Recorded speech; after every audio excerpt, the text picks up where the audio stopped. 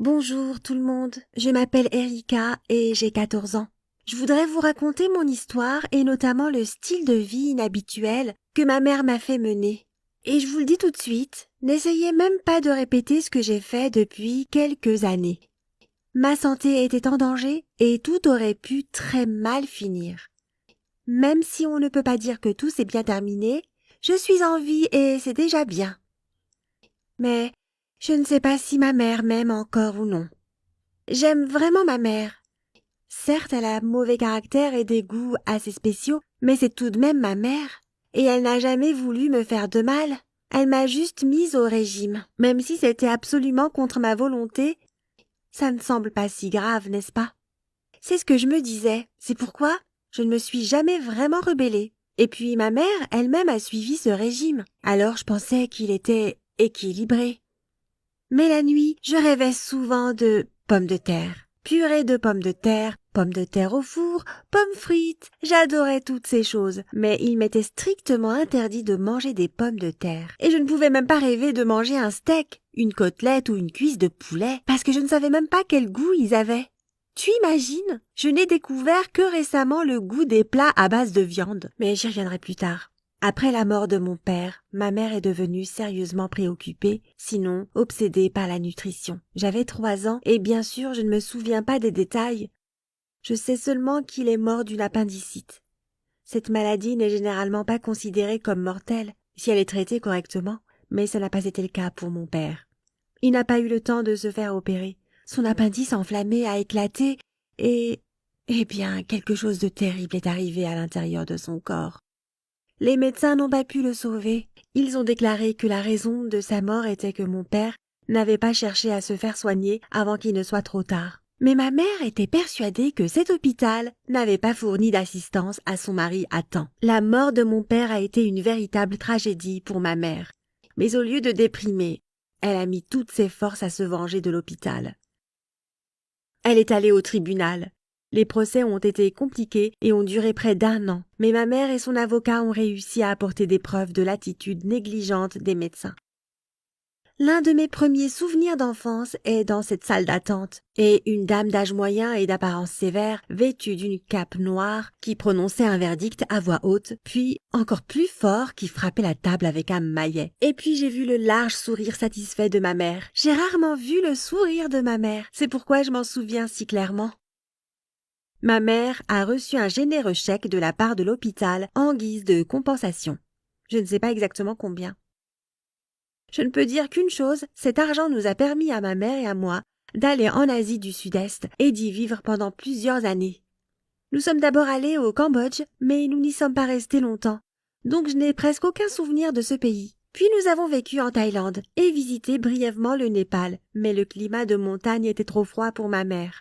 Ensuite, nous sommes allés en Inde et avons passé 2 ans dans les différents États de ce pays.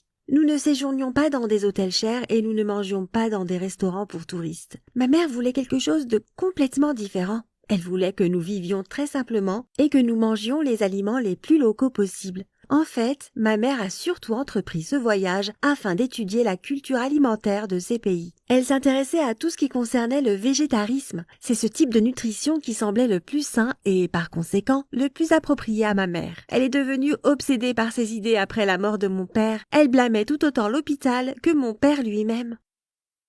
Papa était un vrai fan de fast-food.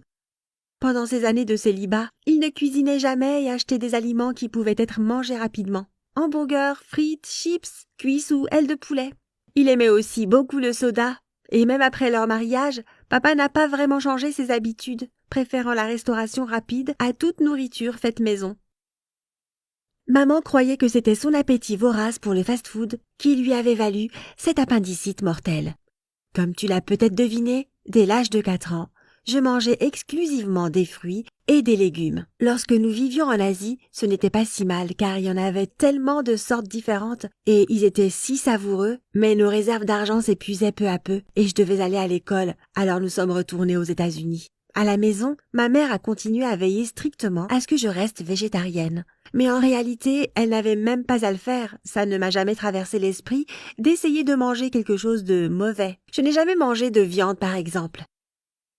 Bien sûr, à l'école, je voyais les autres enfants manger de la pizza ou des hamburgers, mais la question de savoir pourquoi je ne mangeais pas de la même façon ne me préoccupait pas. Ma mère me préparait elle-même mes repas pour l'école tous les jours et m'interdisait de toucher à tout autre aliment, inventant toutes sortes de prétextes, comme le fait que j'étais une fille spéciale et que je pouvais être empoisonnée par la nourriture que les autres enfants mangeaient.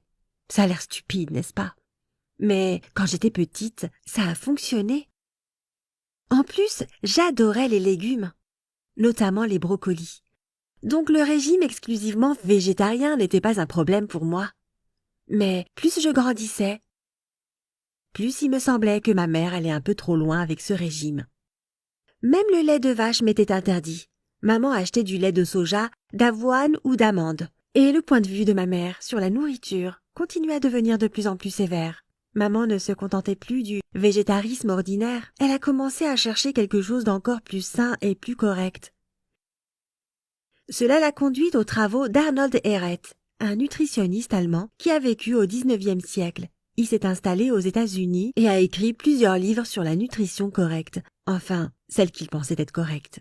Maman a été très impressionnée par son travail et m'a fait lire ses livres, mais même si je les ai longuement étudiés, je ne donnerai pas ici les détails de leur contenu, c'est ennuyeux et assez désagréable. Pour résumer, la thèse d'Ehret est que la nourriture est divisée en deux types. L'un crée du mucus dans le corps humain, l'autre non. Et Ehret pense que ce même mucus est la source de toutes les maladies. Rien que ça. Selon Ehret, on ne peut manger que des fruits et seulement quelques légumes. Et seulement en quantité limitée. Maman s'est intéressée à cette discipline de nutrition quand j'avais 12 ans.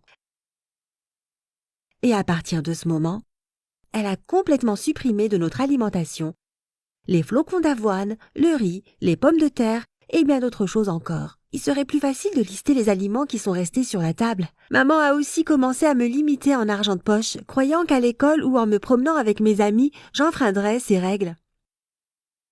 Pour être honnête, elle avait entièrement raison, car je les aurais volontiers enfreintes.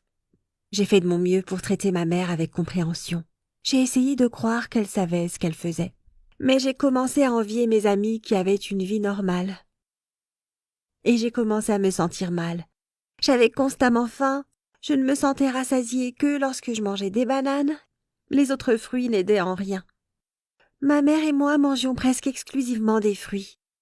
Maman disait que c'était bon pour nous, mais je n'étais pas sûre de cela. Nous avons toutes les deux commencé à perdre du poids de façon notable. Nous avions toutes les deux les cheveux et les ongles nettement moins beaux, mais il était impossible de convaincre ma mère, alors j'ai simplement souffert en silence, peu importe à quel point je me sentais mal. Je ne sais même pas comment tout ça se serait terminé sans l'intervention de Madame Craig. Madame Craig est notre voisine, une veuve d'âge moyen qui travaille comme infirmière. Elle s'absentait rarement pendant de longues périodes, alors elle a été la première à me voir m'évanouir dans la rue, alors que je rentrais à la maison. Avant cela, les choses devenaient floues devant mes yeux, mais cette fois-ci, je me suis simplement évanouie. Quand j'ai repris mes esprits chez Madame Craig, j'ai commencé à la supplier de ne pas appeler les secours. Madame Craig ne voulait pas m'écouter parce que, lorsqu'elle avait décidé de m'emmener chez elle, elle avait découvert quel corps je cachais sous mes vêtements amples. Et combien j'avais perdu de poids. Elle a sérieusement cru que ma vie était en danger, alors je lui ai tout raconté sur les opinions de ma mère en matière de nutrition. Je lui ai même parlé de ce nutritionniste allemand du XIXe siècle, de ce que je mangeais à cause de lui, et de ce que je ressentais vraiment. Mais je ne voulais pas que ma mère ait des ennuis, alors j'ai persuadé Madame Craig de garder tout ça secret. Elle me l'a promis, mais à son tour, elle m'a fait promettre que je viendrais dîner chez elle tous les jours, pendant que ma mère était encore au travail. Bien sûr, j'ai accepté. Et pour être honnête, je lui en étais infiniment reconnaissante. Cela a duré environ 6 mois. Pour la première fois depuis 2 ans, je commençais à me sentir normale, même mon apparence s'améliorait. Maman a attribué cela au fait que mon corps s'était finalement adapté au nouveau régime, et elle ne se doutait de rien. J'espérais qu'elle ne découvrirait jamais rien. Mais un jour, maman est revenue du travail plus tôt que d'habitude. De la fenêtre, elle m'a vu descendre de l'autobus scolaire, puis entrer chez Madame Craig au lieu de rentrer à la maison. Elle m'a suivie. Madame Craig lui a ouvert la porte et ma mère est rapidement passée devant elle et dans la cuisine et m'a trouvée devant une assiette pleine de nourriture. Oh, comme elles ont crié toutes les deux! Maman a accusé la voisine de fourrer son nez dans les affaires des autres. Madame Craig a crié en réponse qu'elle appellerait la police et leur dirait que ma mère avait mis ma santé en danger. Je pense que ma mère a pris cette menace au sérieux. Quand nous sommes rentrés à la maison, elle m'a traitée de traîtresse et a dit que j'étais tout comme mon père. Mais elle ne m'a pas interdit d'aller chez Madame Craig pour le déjeuner ou le dîner. En fait, elle a même arrêté de me parler. Voilà, c'est la fin de mon histoire. Je ne sais pas comment résoudre cette situation avec ma mère.